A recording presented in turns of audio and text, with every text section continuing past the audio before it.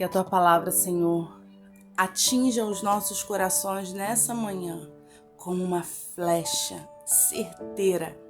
Aleluia! Glória a Deus! Mais um dia que o Senhor nos deu. Eu estava ansiosa para ler Romanos 8. Então vamos começar com a leitura em Romanos 8, capítulo 1, que diz assim: Agora já não existe nenhuma condenação para as pessoas que estão unidas com Cristo. Pois a lei do Espírito de Deus, que nos trouxe vida por estarmos unidos com Cristo Jesus, livrou você da lei do pecado e da morte. Deus fez o que a lei não pôde fazer, porque a natureza humana era fraca. Deus condenou o pecado na natureza humana, enviando seu próprio Filho, que veio na forma da nossa natureza pecaminosa, a fim de acabar com o pecado. Deus fez isso para que as ordens justas da lei pudessem ser completamente cumpridas por nós, que vivemos de acordo com o Espírito de Deus e não de acordo com a natureza humana.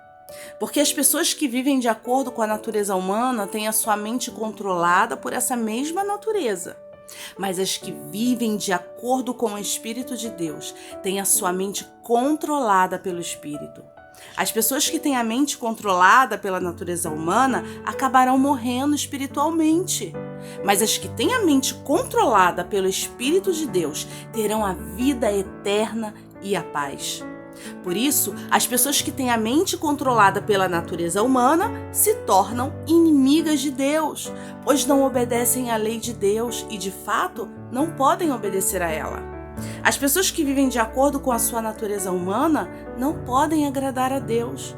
Vocês, porém, não vivem como manda a natureza humana, mas como o Espírito de Deus quer, se é que o Espírito de Deus vive realmente em vocês. Quem não tem o Espírito de Cristo não pertence a Ele. Mas, se Cristo vive em vocês, então, embora o corpo de vocês vá morrer por causa do pecado, o Espírito de Deus é vida para vocês, porque vocês foram aceitos por Deus. E se em vocês vive o Espírito daquele que ressuscitou Jesus, então aquele que ressuscitou Jesus Cristo dará também vida ao corpo mortal de vocês, por meio do seu Espírito que vive em vocês. Portanto, meus irmãos, nós temos uma obrigação, que é a de não vivermos de acordo com a nossa natureza humana. Porque se vocês viverem de acordo com a natureza humana, vocês morrerão espiritualmente. Mas se pelo Espírito de Deus vocês matarem as suas ações pecaminosas, vocês viverão espiritualmente. Pois aqueles que são guiados pelo Espírito de Deus são filhos de Deus. Porque o Espírito que vocês receberam de Deus não torna vocês escravos e não faz com que tenham medo. Pelo contrário, o Espírito torna vocês filhos de Deus e pelo poder do Espírito dizemos com fervor a Deus: Pai, meu Pai. O Espírito de Deus se une com o nosso espírito para afirmar que somos filhos de Deus. Nós somos seus filhos e por isso receberemos as bênçãos que Ele guarda para o seu povo. E também receberemos com Cristo aquilo que Deus tem guardado para Ele.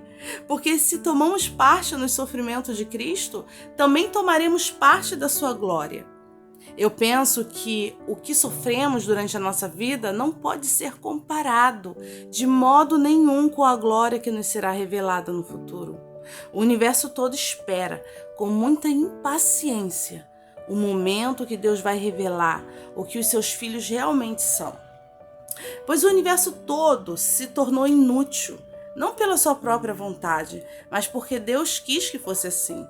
Porém, existe essa esperança de que um dia o próprio universo ficará livre do poder destruidor que o mantém escravo e tomará parte na gloriosa liberdade dos filhos de Deus. Pois sabemos que até agora o universo todo geme e sofre como uma mulher que está em trabalho de parto.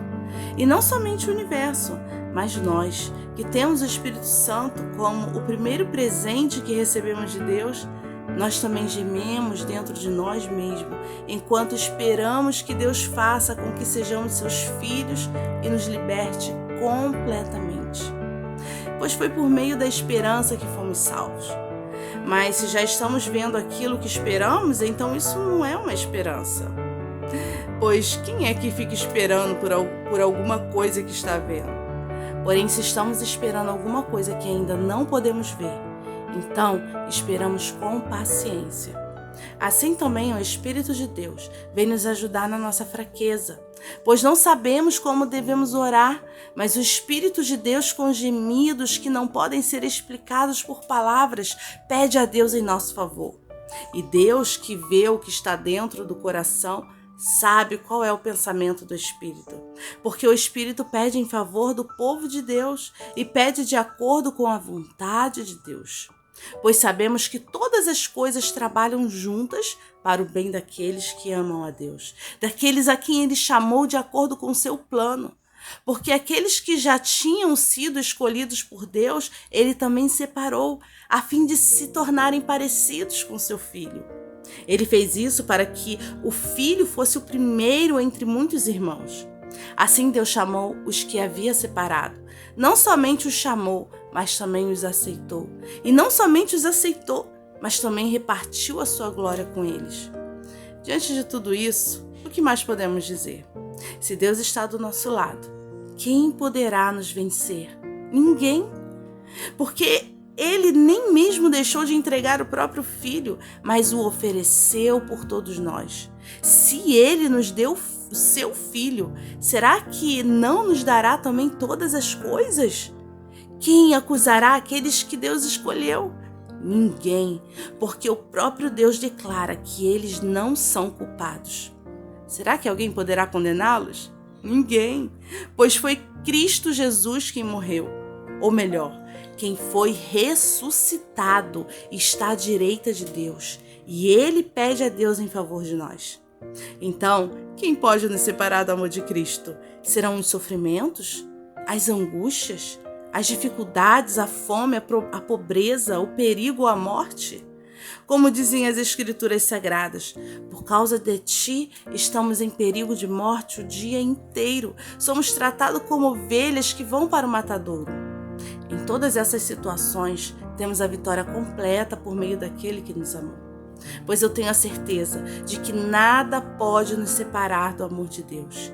Nem a morte, nem a vida, nem os anjos, nem as outras autoridades ou poderes celestiais, nem o presente e nem o futuro. Nem o mundo lá de cima, nem o mundo lá de baixo. Em todo o universo, não há nada que possa nos separar do amor de Deus, que é nosso por meio de Cristo Jesus, o nosso Salvador. Glória a Deus, que palavra maravilhosa, que palavra de esperança, que palavra poderosa, transformadora, que palavra de amor que o Senhor nos deu hoje. Nada poderá nos separar do amor de Deus em Cristo Jesus. Somos mais que vencedores por meio daquele que nos amou. Que você tenha um dia de paz, que você possa refletir e ouvir essa mensagem várias vezes. Quando você estiver se sentindo triste, ouça de novo e ouça de novo 10, 15 vezes o dia inteiro, para que você tenha a convicção de que Deus te ama e de que Ele escuta as suas orações e de que você não está sozinho. Amém? Senhor, muito obrigado por essa palavra. Muito obrigado pelo cuidado que o Senhor teve de deixar para nós escrito, Senhor, o seu amor, o seu cuidado, Senhor. E nós te adoramos e nós te agradecemos por tudo que tu tem feito por nós. Muito obrigado, Jesus. Nos dê um dia de paz, um dia na tua presença, um dia guiados pelo teu Espírito, e venha nos lavar, Senhor, nos restaurar. Muito obrigado, Senhor, pelo ânimo que mais um dia o Senhor nos deu. Em nome de Jesus. Amém.